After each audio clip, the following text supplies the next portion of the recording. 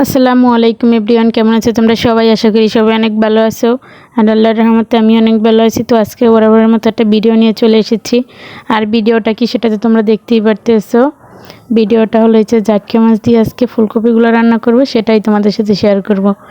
তো প্রথমেই কিন্তু আমি মাছগুলো কুটে দিয়ে খুব ভালোভাবে পরিষ্কার করে নিয়েছি। তারপর এখানে দিয়ে দিয়েছি স্বাদ মতো লবণ, আর দিয়ে দেবো 1 চা চামচ হলুদের গুঁড়া, আর দিয়ে দেবো সীমিত পরিমাণ মরিচের গুঁড়া, মানে 1 চিমটি মরিচের গুঁড়া। বেশি মরিচের গুঁড়া দেওয়া যাবে না, তাহলে কিন্তু মাছটা ভাজার সময় পুড়ে যাবে। তো এবার হাত দিয়ে খুব ভালো করে মাখিয়ে নেব। আর এই মাছগুলো একটু কাটা কাটা কিন্তু মনে হয়, খুব সাবধানে মাখাতে হবে যাতে হাতে গুঁতে না খায়। তো যাই হোক, আমি কিন্তু মাছগুলো মাখিয়ে নিয়েছি। আর এবার চুলার ভিতর দিয়ে দিয়েছি একটা কড়াই বসিয়ে। কড়াইটা গরম হওয়ার পর আমি এখানে তেল গরম দিয়ে দিয়েছি। আর তেলটা গরম হওয়ার পর কিন্তু আমি মাছগুলো দিয়ে দেবো এক পিস করে। মাছগুলো কিন্তু সাবধানে দিতে হবে যাতে তেলের ছিটে হাতে না আসে।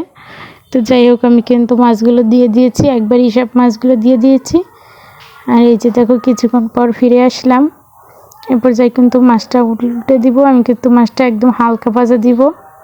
বেশি ভাজলে কিন্তু এই মাছের কোনো স্বাদ থাকে না। আর বেশি ভাজলে আবার মাছটা কাটা কাটা লাগে না। তো বেশি ভাজলেও একরকমের স্বাদ, অল্প ভাজলেও একরকমের স্বাদ। তো আমি হালকাই ভেজে নিয়েছি। তারপর সেই গরম তেলের ভিতর দিয়ে দিয়েছি পেঁয়াজ কুচি। আর পেঁয়াজটা কিন্তু এবার খুব ভালোভাবে লাল লাল করে ভেজে নিব। আর এই যে দেখো, মাছগুলো যে ভেজে তুলে রেখেছিলাম। আর এদিকে আমি যে সেই মাছ ধোয়ার পরে বাটির ভিতরে একটু পানি দিয়ে দিয়েছিলাম, তার ভিতর দিয়ে দিয়েছি হলুদের গুঁড়ো, মরিচের গুঁড়ো, আর দিয়ে দেবো লবণ। আসলে মরিচের গুঁড়োটা একটু দলা দলা পাকিয়ে গেছে, একটু বাতাসে লাগছিলো মনে হয়, তাই এই মরিচের গুঁড়োটা হাত দিয়ে খুব ভালোভাবে গুলে তারপর দিয়ে দিলাম পেঁয়াজের ভিতরে। আর এবার খুব ভালোভাবে মশলাটা নাড়িয়ে চাড়িয়ে ভুনে নিতে হবে।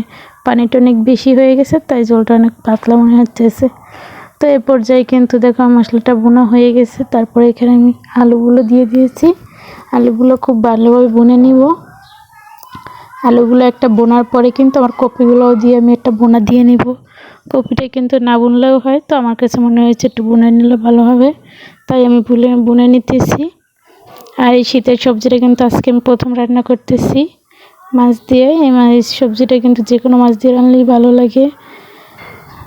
তো যাই হোক, কথা বলতে বলতে কিন্তু বোনা হয়ে গেছে। তারপর আমি এখানে দিয়ে দিয়েছি জল। আর এবার খুব ভালোভাবে নাড়িয়ে চাড়িয়ে নেব ঝোলটা। তো নাড়িয়ে চাড়িয়ে তারপরে কিন্তু ওর মাছগুলো উপরে দিয়ে বসিয়ে একটা ঢাকনা দিয়ে ঢেকে দেবো। আর মাছটার কিন্তু ঝোলটা একদম পাতলা লাগবো। আর কি মাছ ফুলকপির টলটলা ঝোল রানবো মাছটা দিয়ে।